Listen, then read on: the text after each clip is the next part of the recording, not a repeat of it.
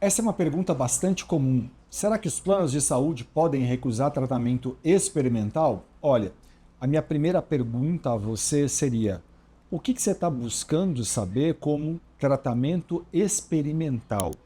Porque, vamos lá, se for um experimental, que é simplesmente um caso que está em acordo com a ciência, com ótimas evidências científicas, muito bem respaldado pela literatura médica, ok? Mas que eventualmente não está em acordo com a bula ou não está em acordo com o protocolo clínico original, eu diria, isso talvez não seja um tratamento propriamente experimental. A gente tem que entender que tratamento experimental é aquilo que não tem nenhuma evidência científica. Como tratamento experimental, eu devo olhar e falar: as evidências científicas aqui são nulas ou são muito incipientes, e eu estou falando de uma doença muito prevalente, porque também a gente tem que pensar, e aí digo como advogado, como professor de direito, e eu tenho 20 anos de advocacia e sou professor de direito há 10. Eu tenho que dizer o seguinte: quanto mais rara é a doença, também menor o nível de evidência científica a gente exige para tratar alguém. Então a gente tem que ter muita calma com aquilo que a gente sai classificando como experimental. Ah, mas foi a operadora que classificou assim. Tá, tudo bem. Mas será que é verdade que isso é experimental? Porque a lei dos planos de saúde atualmente diz que todos os tratamentos que estão em acordo com a ciência devem ser cobertos por uma operadora de plano de saúde. Então, se tudo que está em acordo com a ciência deve ser coberto por uma operadora de plano de saúde, claro, tratamento evidentemente experimental não tem nenhuma cobertura, Ailton. Mas me dá um exemplo de experimental, porque não está ficando claro para mim. Vamos lá, deixa eu te contar uma história. Uma moça me procurou uma vez perguntando a mim se uma máquina de reenergização corporal que seria capaz, segundo ela, de curar toda e qualquer doença. Ela disse para mim que aqui perto do interior de São Paulo, um médico, secretamente, desenvolveu uma máquina capaz de curar as pessoas. E a máquina, então, você entraria na máquina e faria ali sessões periódicas e que aquilo reenergizaria o seu corpo e curaria as pessoas. Olha, eu disse para ela, com o respeito que me cabe numa situação como essa, porque eu sei que é muito duro para quem está vivenciando uma doença, né?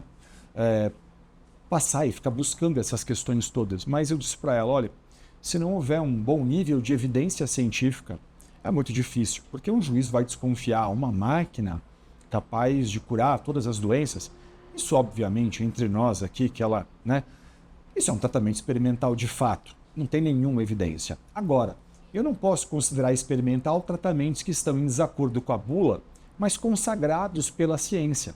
Tratamentos, por exemplo, já muito bem estabelecidos por outros países que têm órgãos de renome, como, sei lá, posso pensar nos Estados Unidos na FDA, eu posso pensar no NICE, dentro do Reino Unido, eu posso pensar no Canadá, né, que tem um sistema de saúde público interessante.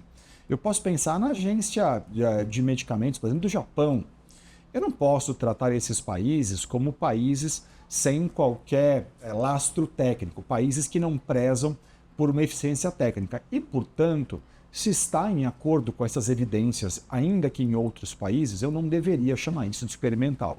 Agora, se o seu caso de fato é um tratamento sem qualquer evidência, sem qualquer lastro técnico, às vezes ali muito com uma produção científica muito incipiente, começando agora os estudos tal, vai ser muito difícil fazer isso ser custeado por uma operadora de plano de saúde se isso é, no final de contas, uma doença prevalente. Como eu disse, claro, quanto mais rara a doença, menor o nível de evidência científica eu vou exigir e, portanto, no frigir dos ovos aqui, o que fica é a necessidade de que a gente tenha um bom relatório médico indicando e que você converse com um advogado experiente, especialista em plano de saúde, capaz de analisar o seu caso.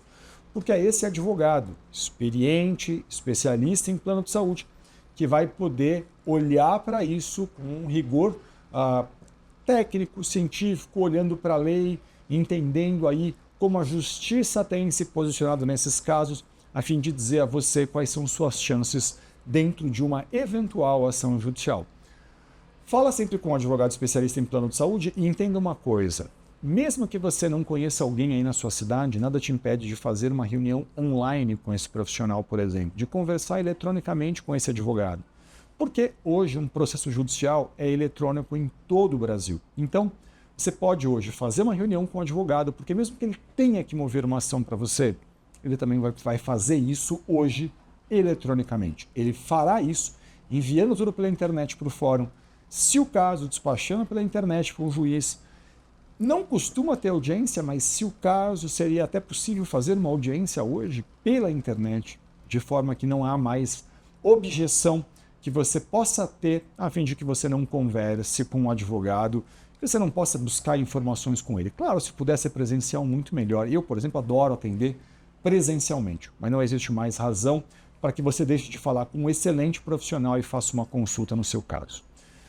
Eu desejo a você muito sucesso, que tudo fique bem. Não deixe de me seguir nas redes sociais. Me segue nas redes sociais, porque é nelas que eu conto para você tudo aquilo que o seu plano de saúde não quer que você saiba, e compartilhe esse vídeo com quem precisa dessa informação. Muito obrigado e um grande abraço.